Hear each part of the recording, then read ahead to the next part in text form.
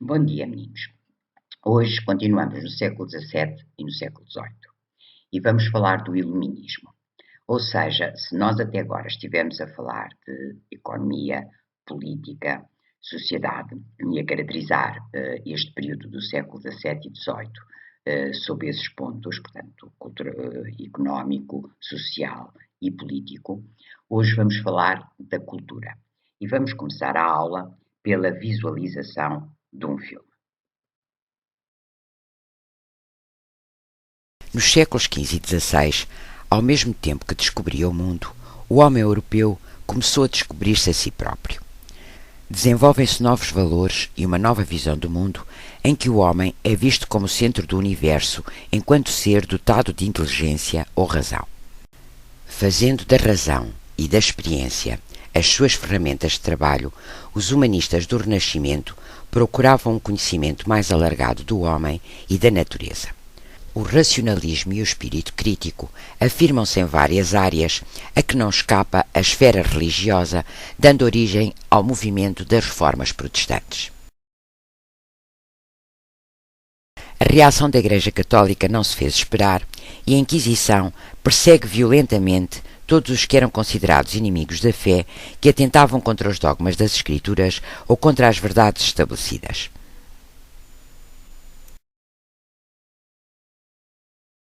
Através do índex, os censores da Igreja Católica vigiavam todos os livros publicados. Aqueles que eram considerados como veiculando ideias perigosas para a fé eram queimados e proibidos. Uma das verdades aceites durante toda a Idade Média e estabelecida pela Igreja Católica era a concepção ptolomaica do universo. Segundo esta concepção, a Terra era o centro do universo e o Sol e os outros planetas giravam em seu redor.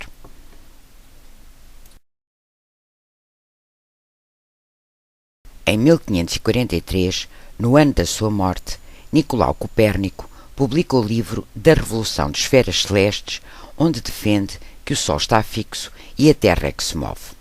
A teoria heliocêntrica de Copérnico foi considerada pela Igreja Católica absurda, teológica e psicologicamente falsa, configurando, no mínimo, um erro de fé. Copérnico não tinha uma base experimental para a sua teoria, mas 60 anos mais tarde, Galileu comprova, através de observações realizadas com a luneta óptica, um dos seus inventos. Para Galileu, a demonstração era a base da ciência. Para que algo fosse considerado científico, era preciso que fosse demonstrado conclusivamente. Qualquer outra coisa era uma conjectura ou uma opinião. Galileu publicou o seu grande livro Diálogo sobre os dois principais sistemas do mundo, o sistema geocêntrico e o sistema heliocêntrico. Nele afirmava a sua imensa admiração por Copérnico, por sobrepor o que a razão lhe dizia ao que os sentidos lhe mostravam e que as Escrituras afirmavam. Em 1633, a Igreja Católica, através do Tribunal da Inquisição, condena Galileu por ensinar a teoria de que a Terra se movia no céu em redor do Sol. Segundo a Igreja, esta teoria era ridícula. Olhava-se para a Terra e ela não se movia. Galileu é um dos representantes de uma época que considerava que o pensamento racional era uma ferramenta que poderia ajudar a resolver os problemas e a aclarar todos os mistérios. Francis Bacon, considerado por muitos o pai do método experimental e das ciências modernas, dizia: não basta juntar um maior número de experiências e escolhê-las com mais cuidado que até aqui. É preciso seguir outro método, uma outra ordem, porque a experiência vaga não passa de um tatear e serve mais para espantar os homens do que para esclarecer. Mas quando ela caminha à luz de um método seguro e fixo por degraus e digamos passo a passo, então poderemos verdadeiramente ter esperança de fazer úteis descobertas. Para estes homens, a razão era a luz que afastaria as trevas da ignorância, melhorando as condições de vida do homem. É o movimento iluminista dos séculos XVII e XVIII, misturando o empirismo e o racionalismo como única forma de se obter o conhecimento. Galileu comprova a teoria heliocêntrica, Descartes desenvolve estudos de álgebra e lança as bases da geometria analítica, Newton descobre a teoria da gravitação universal dos corpos. A mesma força que fazia com que um corpo caísse em direção ao solo era responsável pelo movimento de rotação da Lua em redor da Terra. Pascal e Torricelli ampliam os estudos sobre a pressão atmosférica. Benjamin Franklin desenvolve um conjunto de ensaios sobre a eletricidade, continuado pelas experiências elétricas realizadas por Galvani. Lavoisier descobre o oxigênio e a composição química do ar e da água. Na medicina, Harvey descobre a grande circulação do sangue. Jenner inventa a primeira vacina, a vacina contra a varíola. Nos finais do século XVI e nos séculos XVII e XVIII, as invenções sucedem-se. Janssen inventa o microscópio em 1590. Galileu, o termómetro em 1590 e a luneta astronómica em 1592. Em 1623, Pascal constrói uma calculadora mecânica para auxiliar os cálculos matemáticos e Torricelli o barómetro em 1644. O primeiro relógio de pêndulo é apresentado por Huygens em 1654 e Papin patenteia em 1679 a invenção da marmita de pressão. Em 1701, Jethro Tull dá a conhecer a sua máquina de semear e Newcomen inventa a primeira máquina a vapor em 1712. Em 1768, Hargreaves patenteia a spinning jenny, uma máquina de fiar, e em 1769, James Watt aperfeiçoa a máquina a vapor. Em 1783, os irmãos Montgolfier realizam perante uma grande assistência o primeiro voo de aerostato ou balão de ar quente. Muitos não consideram, no entanto, os irmãos Montgolfier como os inventores do balão quente, porque cerca de 80 anos antes, em 1709, o padre jesuíta Bartolomeu de Gusmão teria conseguido a ascensão de um balão cheio de ar quente. No entanto, face à ausência de provas, não se sabe se o balão de Gusmão chegou de facto a levantar voo. A curiosidade do homem do século XVII e XVIII leva-o a explorar novos territórios. Grandes viagens de expedição, como as do capitão James Cook, dão a conhecer a Austrália, a Nova Zelândia e grande parte das ilhas do Pacífico. Em termos científicos, fizeram-se tantas descobertas que se tentou reunir todos os conhecimentos da época na primeira grande enciclopédia compilada em França pelos escritores Diderot e d'Alembert. Os enciclopedistas procuravam compilar todo o conhecimento humano, das ciências às artes, passando pelos ofícios, num sistema cujo fundamento era a razão. Mas a enciclopédia não representou só um esforço de organização do conhecimento humano. Nela, os filósofos iluministas, como Rousseau e Voltaire, exprimiam as suas ideias, entre as quais se encontravam críticas à organização social e ao poder político. Voltaire defendia a tolerância, escrevendo: possam todos os homens lembrar-se que são irmãos, que devem ter horror à tirania exercida sobre os espíritos. Rousseau apresenta por seu turno o conceito de soberania popular. É verdade que cada um, quando vota, exprime a sua própria vontade, mas é do número total de votos que resultará a vontade de todos. Através do voto será exercida a soberania popular. Em 1748, no seu livro O Espírito das Leis, Montesquieu enuncia o princípio da separação dos poderes. Quando na mesma pessoa ou no mesmo órgão político o poder legislativo está reunido ao poder executivo, não há liberdade. Também não há liberdade se o poder judicial não estiver separado dos poderes legislativo e executivo. Alguns dos monarcas europeus aderiram aos ideais iluministas, como é o caso de Frederico II da Prússia, que dizia em relação à religião: é evidente que o soberano não tem qualquer direito sobre a maneira de pensar dos cidadãos. A tolerância é tão vantajosa para as sociedades onde se estabelece como a felicidade do Estado, e evita as guerras civis. Escritores e filósofos como Voltaire e Rousseau defenderam ideais que ainda hoje perduram: liberdade de pensamento sem censura e a igualdade de oportunidades. As descobertas científicas e os ideais iluministas foram-se espalhando pelos círculos de intelectuais de toda a Europa, apesar das perseguições da Igreja e da resistência das crenças e tradições populares.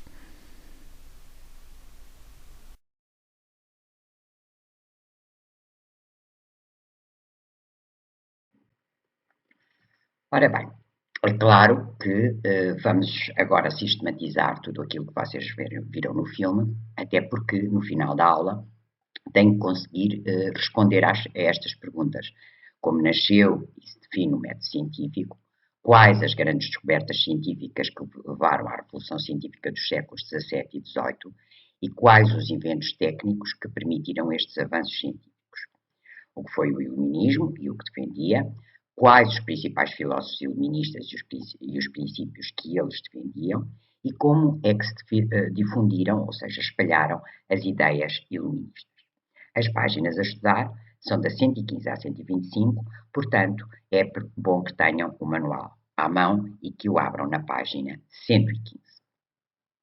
Ora bem, no filme dizia que Francis Bacon era o pai do método experimental, mas também estabelecia a relação entre aquilo que tinha acontecido no século XVI, ou seja, o Renascimento, em que vocês viram que esta nova mentalidade se caracterizava por um espírito crítico, por uma curiosidade a respeito da natureza, por um antropocentrismo que colocava o homem como centro de estudo e o ser mais importante, capaz de desenvolver as suas capacidades, pelo racionalismo, ou seja, que a razão, a inteligência do homem é que lhe permitia encontrar as respostas, e que isso levou a um conjunto de avanços científicos que vocês já estudaram, entre eles, por exemplo, o facto de se ter defendido o princípio do heliocentrismo, ou seja, de que o Sol era o centro do universo, ao contrário do que a Igreja defendia e do que se acreditava durante a Idade Média, que a Terra era o centro do universo e que todos os outros corpos, tanto as estrelas, o Sol, giravam à volta da Terra.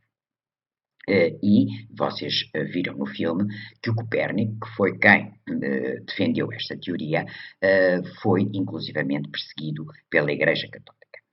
Ora, no fundo, o filme estabelece-vos a relação entre o século XVI e o século XVII e XVIII e tudo aquilo que se inicia no século XVI, desta nova mentalidade, vai avançar no século XVII e XVIII para outras ideias, para mais descobertas científicas, entre elas a do método experimental de Francis Bacon, que diz que não basta juntar o maior número de experiências, portanto não se pode fazer experiências ao acaso, tem que se fazer com cuidado, que é preciso seguir um método, uma ordem, porque senão não nos leva a conclusão nenhuma. A experiência vaga não passa de um tatear e serve mais para espantar os homens do que para esclarecer.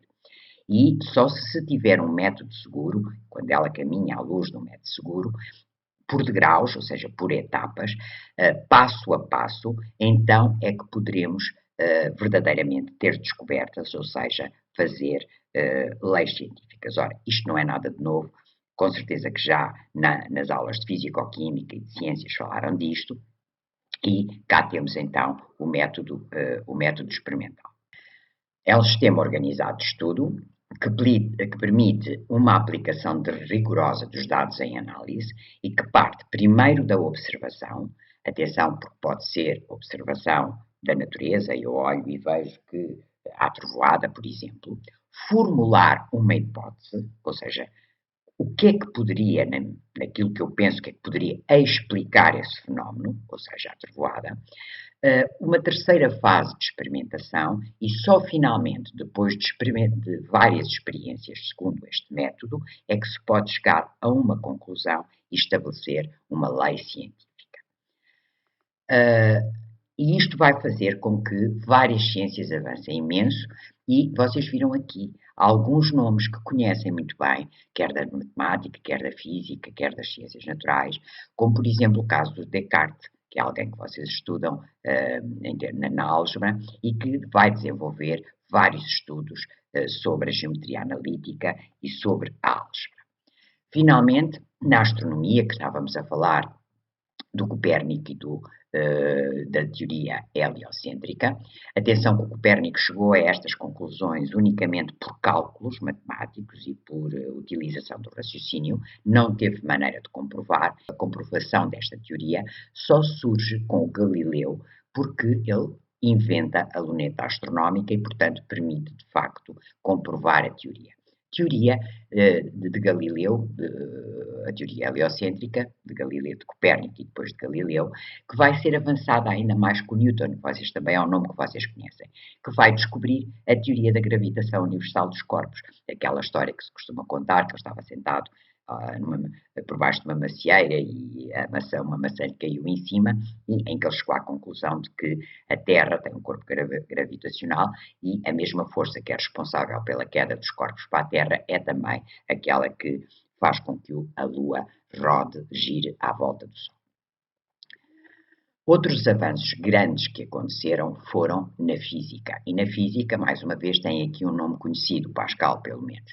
E quer o Torricelli, quer o Pascal, vão fazer estudos sobre a pressão atmosférica e inventar, inclusivamente, o barómetro para medir a pressão atmosférica. Ainda na física, Franklin começa os primeiros estudos sobre a eletricidade, com papagaios, tentando apanhar os raios elétricos, portanto, os raios das trovoadas, para mostrar que havia corpos condutores e corpos que não eram condutores, estudos que depois vão ser seguidos por Galvani. Lavoisier, um nome que também vocês conhecem na química, descobre o oxigênio e a composição química do ar e da água. Na medicina, continuando os estudos já iniciados no século XVI, portanto a dissecação de cadáveres, Harvey vai descobrir a grande circulação do sangue, vai ser a grande descoberta desta altura. Por todo o lado, em todos os países, surgem academias, que no fundo eram associações científicas, sítios onde os vários cientistas se reuniam para discutir as novas ideias e para discutir as suas ideias. E assim surge a Academia Real de Ciências de Paris, a Real Academia de Londres, portanto, onde se juntavam os vários cientistas. Por falar nisso, a Academia Real de Ciências de Paris ainda hoje existe e é uma honra para qualquer cientista do mundo ser convidado a pertencer à Academia Real de Ciências de Paris. Também em Portugal, estamos no reinado de Dona Maria, quando é fundada a Academia Real de Ciências de Lisboa, portanto, que reunia os vários cientistas portugueses. Ora, é claro que vai haver obstáculos a todas estas novas ideias e a toda esta inovação. E o primeiro obstáculo vocês conhecem, vem da parte dos jesuítas, ou seja, da Igreja Católica, quer através do índex, principalmente, atenção, que estes obstáculos são principalmente nos países católicos, porque nos países protestantes isto não existia. O índex que tinha as obras proibidas e tudo o que eram ideias novas que punham em causa a teoria, as teorias da Igreja eram proibidas. E não só isso, os jesuítas eram também os responsáveis pelas universidades, eram eles que ensinavam nas universidades portuguesas, espanholas, italianas e, portanto, não vão ensinar as novas teorias. E isto vai fazer com que os países do sul da Europa, no fundo, estejam bastante menos avançados em termos de ciências e em termos de cultura em relação aos países do norte da Europa que eram protestantes nesta altura e atraso que se vai sentir durante muito tempo. Por outro lado, há a cultura popular, o facto de as crenças e as tradições populares não aceitarem muito bem as novas ideias e, portanto, tudo isto eram obstáculos à inovação, principalmente à inovação nos países do sul da Europa e, neste caso, em Portugal. Vemos que também as viagens de exploração continuam. Agora já não são portugueses e espanhóis que aparecem à frente destas viagens de exploração.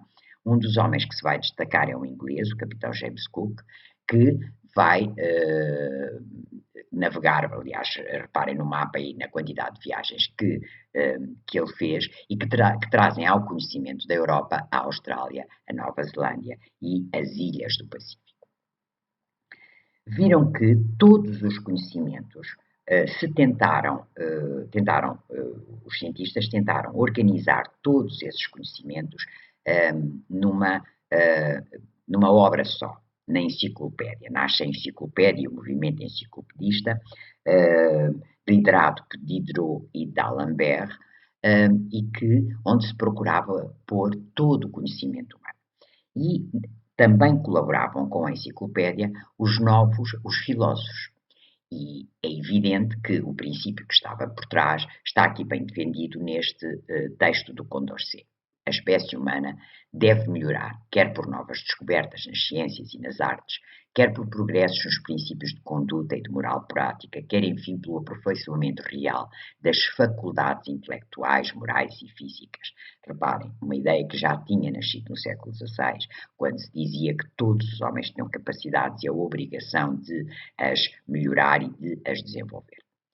Há de chegar, portanto, esse momento em que o Sol alumiará sobre a Terra homens livres que só reconhecem como Senhor a razão, ou seja, a inteligência, o raciocínio.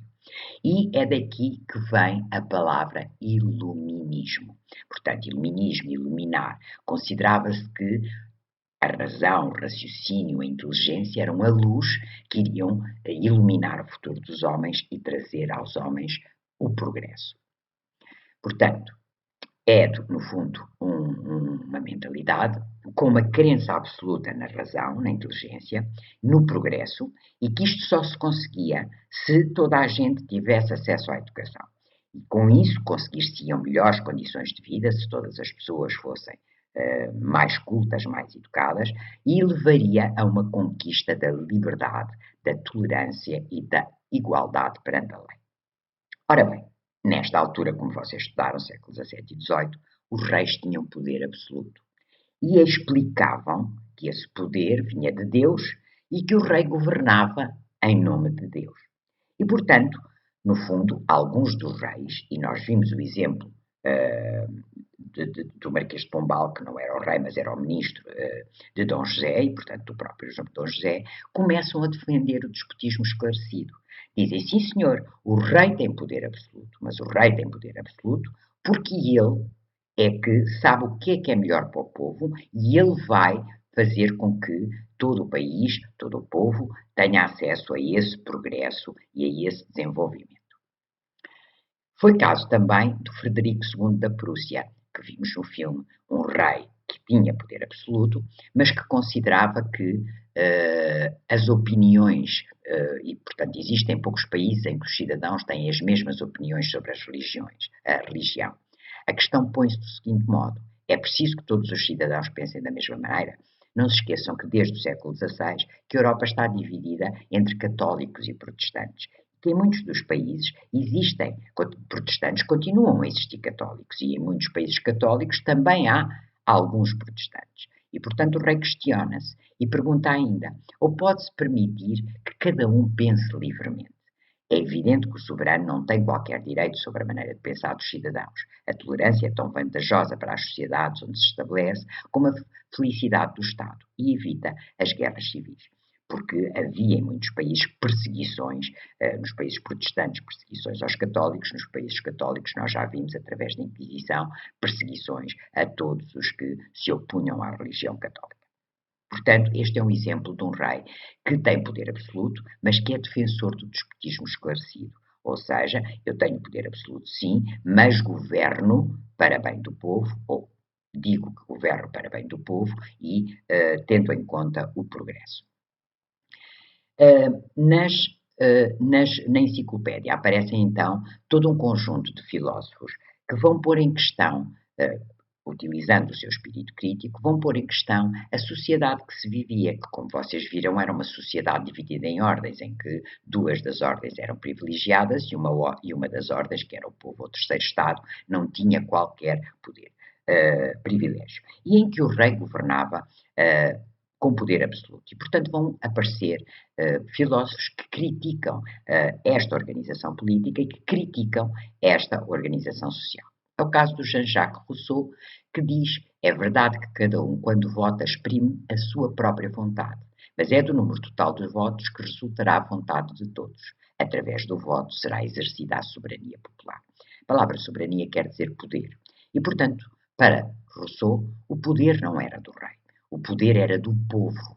E o povo é que podia escolher como é que era governado, ou seja, no fundo o povo deveria votar quem é que iria ser o seu rei ou o seu governante. E como é que ele achava que isto acontecia? Cada pessoa votava, portanto exprimia a sua vontade e do total de votos, da maioria dos votos, nasceria então um rei ou um governo que poderia governar, mas estava a governar em nome do povo. E por isso, para ele, o poder não pertence a Deus, não pertence ao rei, pertence ao povo que deve escolher. Reparem, uma ideia que ainda hoje nós temos e é assim que nos organizamos, portanto, em democracia, que é quem escolhe, quem o governa, portanto, é o povo e defendemos a soberania popular. Portanto, este é um dos princípios que aparece nesta época. Temos um outro filósofo, Montesquieu, que diz o seguinte: quando na mesma pessoa ou no mesmo órgão político o poder legislativo está reunido ao poder executivo, não há liberdade.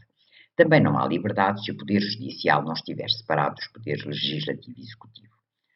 Reparem numa coisa: o rei, quando tem poder absoluto, ou qualquer pessoa quando tem o poder absoluto, ele tem o poder legislativo, porque é ele que faz as leis, ele tem o poder executivo, porque é ele que manda executar as leis, ou seja, obriga os outros a cumprirem as leis, e tem o poder judicial. Isto é que é o poder absoluto. E o que o Montesquieu defende é que estes poderes têm que ser divididos e têm que estar nas mãos de pessoas diferentes. Portanto, se o poder legislativo estiver numa assembleia, que era aquilo que já acontecia, quer na Holanda, quer na Inglaterra, com representantes do povo, as leis são feitas aí. O rei teria então só o poder executivo, ou seja, o poder de mandar executar as leis. E o poder judicial, ou seja, os tribunais, seriam também separados do poder executivo e do poder legislativo. Desta maneira, com a divisão em 3 poderes, os poderes vigiavam-se uns aos outros e ninguém tinha poder absoluto ou podia estar acima da lei, como era o caso do rei absoluto, que não tinha que prestar contas a ninguém. Portanto, segundo princípio muito importante, divisão de poderes. Já vimos o princípio da soberania popular, o poder pertence ao povo, e o segundo princípio muito importante defendido nesta altura, divisão de poderes. Finalmente, encontramos aqui esta frase do Voltaire, um outro filósofo que escreveu para a enciclopédia e um outro filósofo iluminista, que diz: possam todos os homens lembrar-se que são irmãos, que devem ter horror à tirania exercido sobre os espíritos. Qual é o princípio que está aqui presente? O princípio da igualdade, o princípio da fraternidade, o princípio de que nenhum homem é ou pode mandar noutro homem. E, portanto, no fundo, ele está aqui a fazer uma crítica à sociedade tripartida, em que a nobreza tinha uma série de privilégios, entre os quais cobrar impostos e fazer leis para o povo que vivia nos seus domínios senhoriais. Portanto, está aqui o princípio de igualdade, defendendo-se o fim dos privilégios da nobreza e do clero, de modo a que todos os homens fossem iguais. Ora, todas estas ideias, como eu já vos falei, apareciam na enciclopédia, quer as descobertas científicas, feitas pelos cientistas que vimos no princípio da aula, quer as ideias dos filósofos que criticavam a sociedade e a política da época, aparecem na enciclopédia, um conjunto de volumes onde se tentava escrever tudo o que havia de novo e que vão ter à sua frente o Diderot e o D'Alembert, que vão ser os grandes mentores da enciclopédia.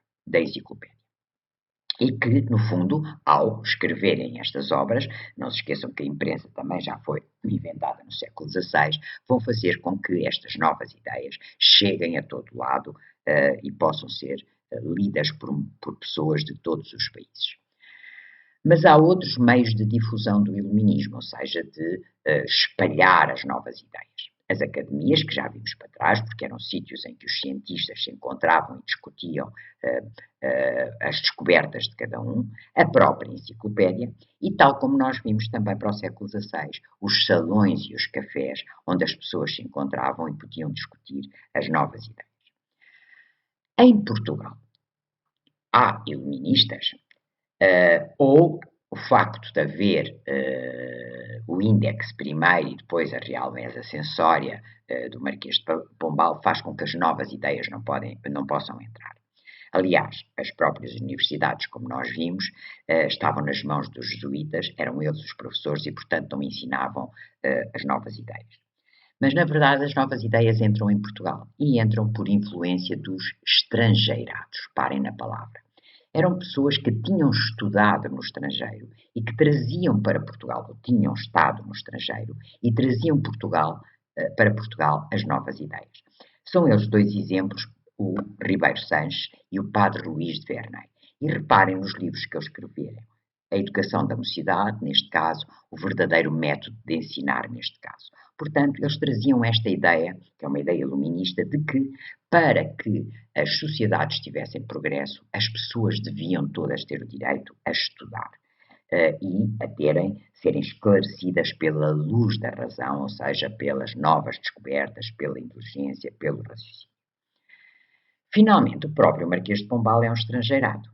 E como é um estrangeirado, apesar de ter o poder absoluto, e apesar de ser, ele vai defender o despotismo esclarecido, ok, eu tenho o poder absoluto, mas governo para bem do povo, e vai ter um conjunto de medidas, de facto, dentro das ideias iluministas. Ele vai fundar, por exemplo, o Jardim Botânico para se estudar botânica, ele vai reformar as universidades, até porque, principalmente a Universidade de Coimbra, até porque expulsou os jesuítas e, portanto, passou a haver outro tipo de professores que não o clero dentro das universidades e, portanto, a ensinar-se as novas ideias. E, principalmente, ele vai fazer uma grande reforma de ensino. E temos aqui uma palavra que vocês não conhecem e que eu vou tentar que vocês percebam, que é laicização, que vem da palavra laico. Ora, a palavra laico é exatamente o oposto da palavra religiosa. Portanto, o ensino até aqui era religioso, era feito pelos jesuítas, era feito pelos padres. E o Marquês de Pombal vai determinar que, a partir de agora, o ensino não pode ser feito pela Igreja, é feito por professores que não tenham nada a ver com o clero. E, portanto, o ensino deixa de ser religioso e torna-se laico. E, por isto, a palavra laicização do ensino. Para além disso, faz uma série de reformas. Funda, por exemplo, as escolas menores, abertas a toda a gente que quisesse aprender, é o equivalente às nossas escolas do ensino primário, desculpem. Funda, por exemplo, também as escolas régias e os colégios dos nobres. O colégio dos nobres era para preparar os nobres para os cargos que iriam desempenhar. As escolas régias eram para os filhos da burguesia e também as aulas de comércio, que eram, digamos, um ensino intermédio. Ora, tudo isto vai fazer com que nós olhemos para o Marquês de Pombal como um personagem com duas faces. Ele contribuiu em muito para o desenvolvimento do país, quer com as medidas mercantilistas, quer com estas medidas iluministas, com a reforma do ensino, mas ao mesmo tempo ele foi um homem que governou com poder absoluto e que inclusivamente fez grandes perseguições, como por exemplo aos jesuítas e às famílias da nobreza, e portanto é um personagem por um lado simpático e por outro lado autoritário. E finalmente, depois desta explicação e de terem visto o filme, penso que não será difícil vocês explicar como nasceu e se definiu o método científico, quais foram as descobertas científicas que levaram à Revolução Científica dos séculos XVII e XVIII e quais os inventos técnicos. Atenção, não façam aqui confusões. Portanto, as descobertas científicas são, por exemplo, as descobertas do Galileu, do Newton, do Pascal, por aí fora, em relação às suas várias ciências. Os inventos técnicos ajudaram estas descobertas científicas, porque muita coisa não poderia ter sido descoberta se não se descobrissem os instrumentos como, e vimos no filme, a luneta astronómica, o termómetro, o barómetro, a máquina de calcular mecânica. Todos esses inventos, que são máquinas no fundo, permitiram o rigor destas novas descobertas científicas. Finalmente, o que é que foi o iluminismo e o que é que defendia? Quais os principais filósofos iluministas? Aqui estamos a falar dos filósofos que defendiam questões sociais e políticas, portanto, o Rousseau, o Voltaire, o Montesquieu, principalmente, e aqueles princípios que eram o princípio da soberania popular, o princípio da igualdade, o princípio da divisão de poderes, e que vão ser muito importantes mais tarde, na matéria que vai se estudar mais tarde, nas revoluções liberais e no estabelecer pela primeira vez de Estados liberais e de um caminho para a democracia que nós vivemos hoje em dia. E, finalmente, como é que se difundiam as ideias iluministas? Mais uma vez, as páginas onde a matéria está estão à frente das perguntas e é da página 115 à 125. Bom trabalho!